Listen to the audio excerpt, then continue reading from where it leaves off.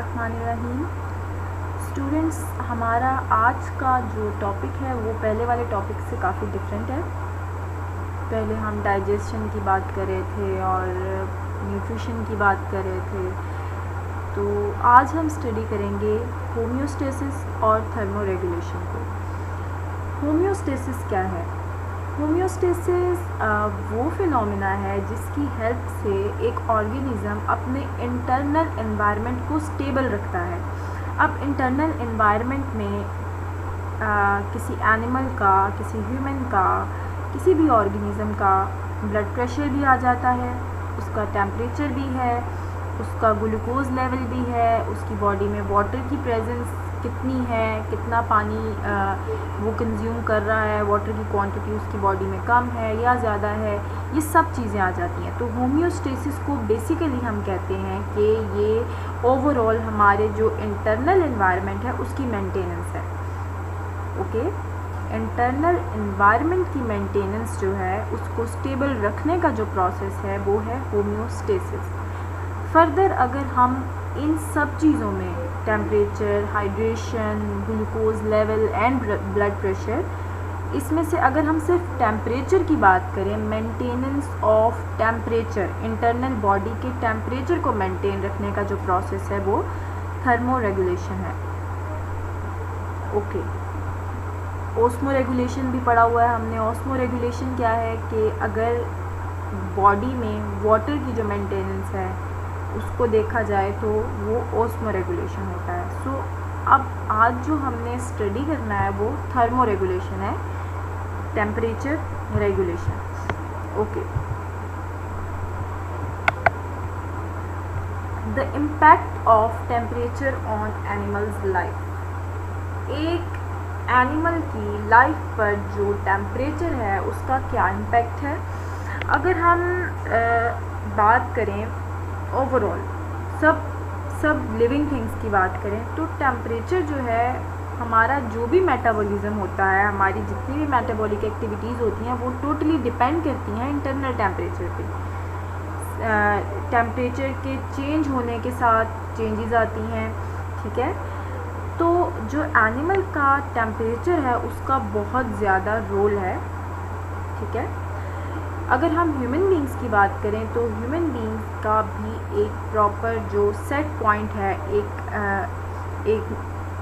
एक normal temperature है वो 37 डिग्री सेल्सियस है। इससे ज़्यादा होगा तब भी ये एक ऑप्टिमम टेम्परेचर है, इससे ज़्यादा होगा तब एंजाइम्स डीनेचर होना स्टार्ट हो जाएंगे, कम होगा तब भी प्रॉब्लम्स होंगे। तो टेम्परेचर का मेंटेन होना बहुत ज़्यादा ज़रूरी होता है। Okay, heat gain and loss.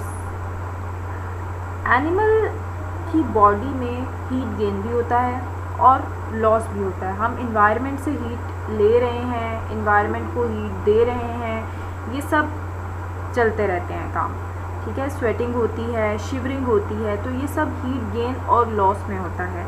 अच्छा, बॉडी टेम्परेचर का जो मेंटेन रहना है वो इन तीनों चीज़ों के रिज़ल्ट में होता है। मतलब हमारा बॉडी टेम्परेचर, उसमें क्या क्या आ जाता है? फर्स्ट इज़ कि हम हीट को मेटाबॉलिकली प्रोड्यूस कर रहे हैं, हमारी बॉडी हीट प्रोड्यूस करती है।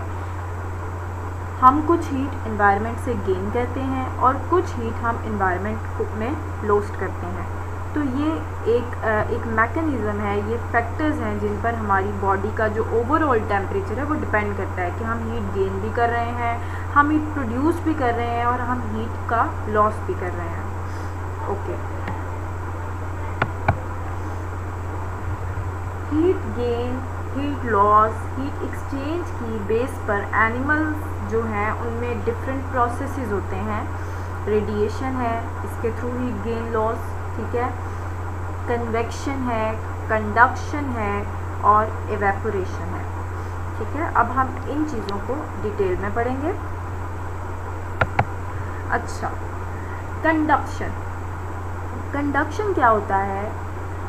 ये डायरेक्ट ट्रांसफ़र है हीट का एनवायरनमेंट के मॉलिक्यूल से बॉडी तक। जैसे कि आप यहाँ देख सकते हैं इस डायग्राम में,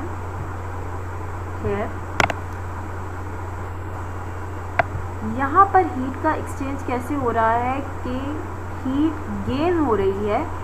ये जो एक रॉक है, इस रॉक से हीट का गेन हो रहा है। अच्छा, अब ट्रांसफ़र जो है ना हीट की, वो हमेशा हायर से लोअर की तरफ होती है। अगर बॉडी का टेम्परेचर ज़्यादा होता और ये जो रॉक है इसका टेम्परेचर कम होता तो फिर हीट बॉडी से इस रॉक की तरफ आती।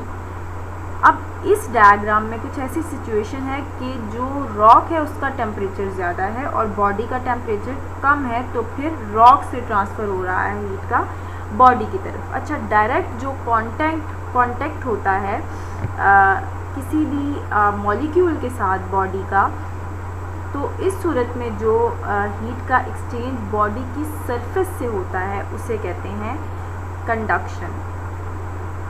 ओके,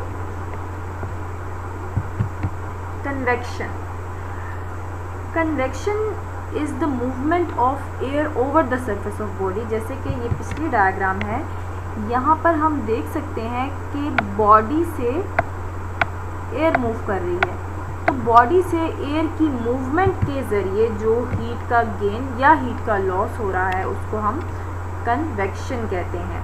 अगर कूल डे की बात करें तो एक कूल डे में हमारी बॉडी से हीट का लॉस होता है, और अगर हम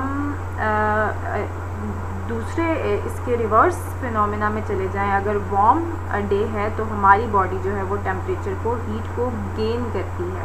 तो एयर जब हमारी बॉडी से मूव कर रही है, इस दौरान जो एक्सचेंज होता है हीट का उसे कहते हैं convection. Evaporation is loss of heat from surface as water molecules. जैसे कि हमारी बॉडी में अगर हम एवेपोरेशन की बात करें तो हमारी बॉडी में स्वेट ग्लैंड्स प्रेजेंट हैं। उन ग्लैंड्स के ज़रिए जो हमें पसीना आता है, वाटर की फॉर्म में जो मॉलिक्यूल्स हमारी बॉडी से निकल रहे हैं, उसका जो एस्केप है वो एवेपोरेशन है। Okay, radiation